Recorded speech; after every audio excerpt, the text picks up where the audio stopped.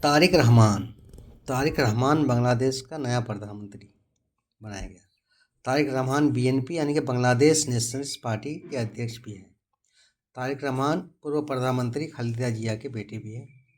35 वर्ष बाद बांग्लादेश में पुरुष प्रधानमंत्री बनेगा। इससे पहले 1988 में काजी जफर अहमद प्रधानमंत्री बने थे। ये है Tariq Rahman. BNP Bangladesh nationalist party को मिला बहुमत, तारिक रहमान बन सकते हैं प्रधानमंत्री। बांग्लादेश नेशनलिस्ट पार्टी ने शुक्रवार को आम चुनाव में प्रचंड जीत हासिल की है। इसी के साथ बीएनपी अध्यक्ष एवं पूर्व प्रधानमंत्री खालिदा जिया के बेटे तारिक रहमान को पीएम बनाना तय हो गया है।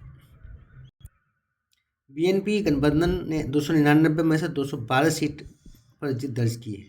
वहीं जमात इस्लामी गठबंधन को 77 सीटें प्राप्त हुई हैं।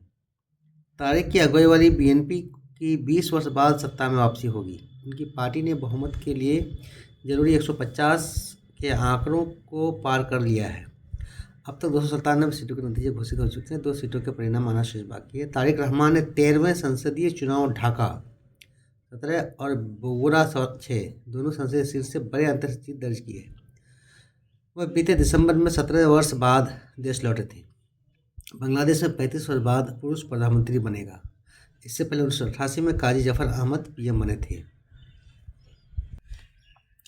हिजरा का बुगुल फूंकने वालों बांग्लादेश की जनता ने नकारा। छात्र नेता नाहिद इस्लाम चुनाव जीते, लेकिन उनकी पार्टी एनसीपी को आम चुनाव में करारी शिकस्त का सामना करना पड़ा।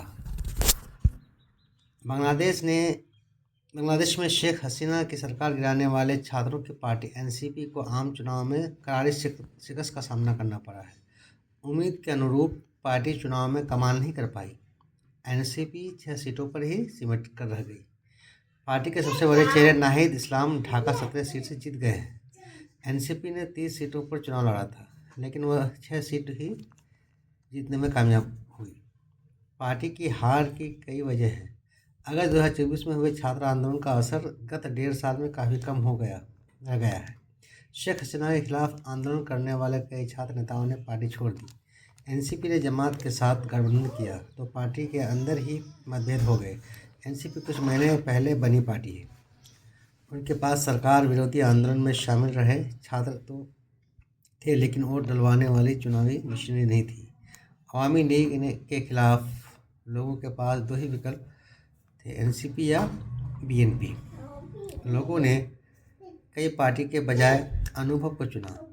उन्हें लगा कि देश चलाने के लिए पुरानी पार्टी छात्रों से बेहतर विकल्प है।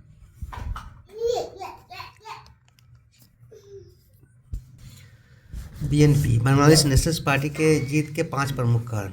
अवामी लीग की गैर मौजूदगी में पूर्व पीएम शेख हसीना के समर्थकों ने भी बीएनपी को वोट किया।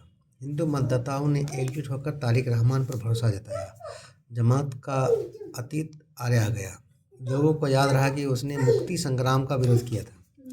छात्रों की नेशनल सिटीजन पार्टी को आपसी फूट और जमात से गठबंधन करना भारी पड़ा। जीत के सबसे बड़े फैक्टर तारिक रहमान लंदन से ही पार्टी का काम संभाल रहे थे। चुनाव से ठीक पहले की वापसी हुई। रहमान के चुनावी जीत के कई मायने। शेख हसीना के समर्पण की मांग के अलावा अल्पसंख्यक सुरक्षा जैसे मुद्दे तारिक रहमान के सामने शुरुआती चुनौती हैं। बांग्लादेश में हावी होते कट्टरपंथ पर बांग्लादेश नेशनलिस्ट पार्टी का तौर तरीका उसकी छवि तय करेगा। सुरक्षा, सहयोग, विदेश नीति और आर्थिक साझेदारी का आने वाला रास्ता तय करेगा। भारत के लिए तारिक रहमान की जीत बांग्लादेश के साथ संबंधों का नया दौर शुरू करेगा।